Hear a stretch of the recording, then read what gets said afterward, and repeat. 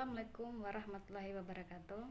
Perkenalkan, nama saya Elva Srenturdianto, nomor stambuk 1966011194. Di dalam video kali ini saya akan menjelaskan tentang dasar komunikasi bisnis dan revisi pesan-pesan bisnis. Yang pertama, komunikasi bisnis.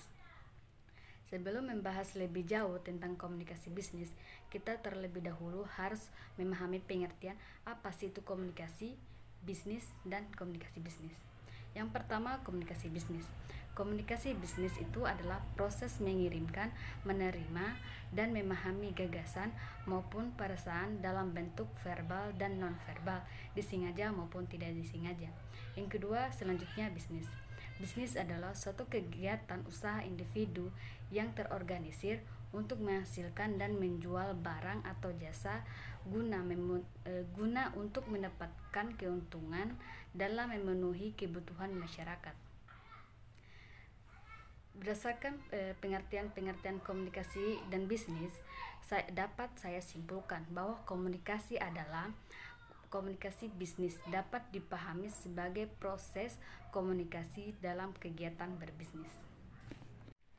Selanjutnya, ruang lingkup komunikasi bisnis.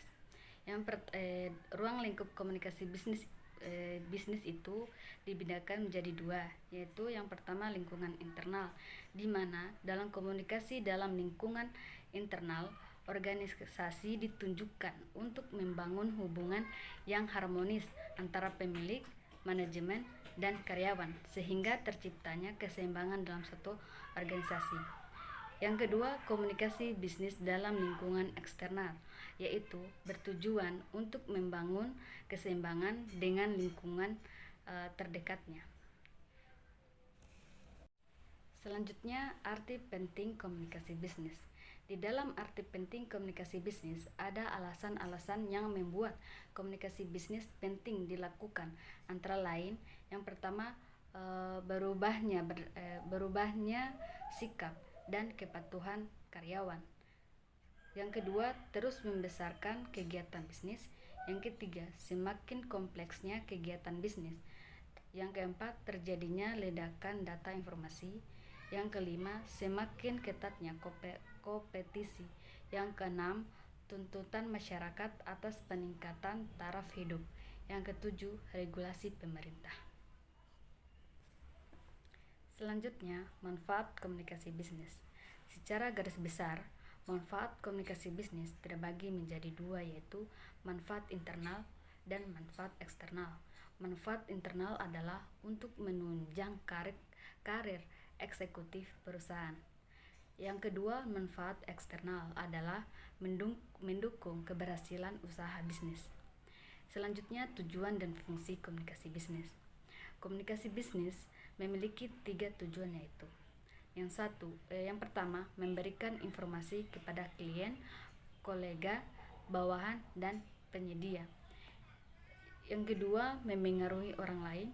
Yang ketiga, serta merangsang minat, mengurangi permusuhan, dan menggerakkan masyarakat untuk melakukan suatu tugas atau mendidik perilaku. Selanjutnya, fungsi komunikasi bisnis.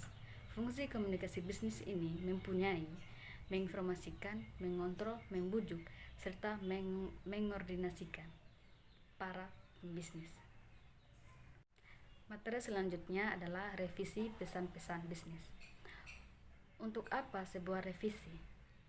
Kita ketahui bersama bahwa revisi adalah meninjau ulang atau penyempurnaan untuk antisipasi kesalahan ketik atau keterangan lainnya, sehingga sesuai dengan maksud dan tujuan pesan. Yang pertama, keterampilan revisi. Keterampilan revisi ini ada dua, yaitu pesan-pesan bisnis tertulis. Yang kedua, pesan bisnis yang disampaikan secara lisan. Pesan bisnis tertulis meliputi 1. Mengevaluasi isi perorganisasian dan gaya penulisan. Yang kedua, mengedit mekanik atau teknik penulisan. Yang ketiga, mengedit informasi dan layout. Selanjutnya, pesan bisnis lisan adalah disampaikan melalui rapat atau pertemuan bisnis pertemuan bisnis, negosiasi, presentasi bisnis.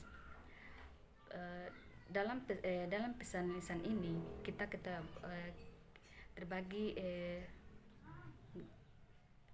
perlu pengeditan yang mencakup substansi pesan, perorganisasian pesan, dan gaya bahasa. Selanjutnya, pemilihan kata yang tepat untuk revisi pesan-pesan bisnis ini terbagi menjadi 3, yaitu kata yang sudah familiar atau dikenal, kata yang singkat, dan hindari kata bermakna ganda.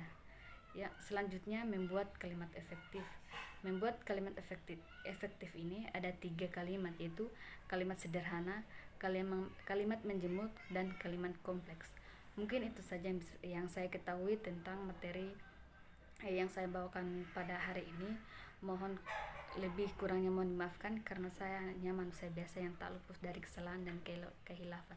Dan saya akhiri dengan ucapan wabillahi taufik walhidayah. Wassalamualaikum warahmatullahi wabarakatuh.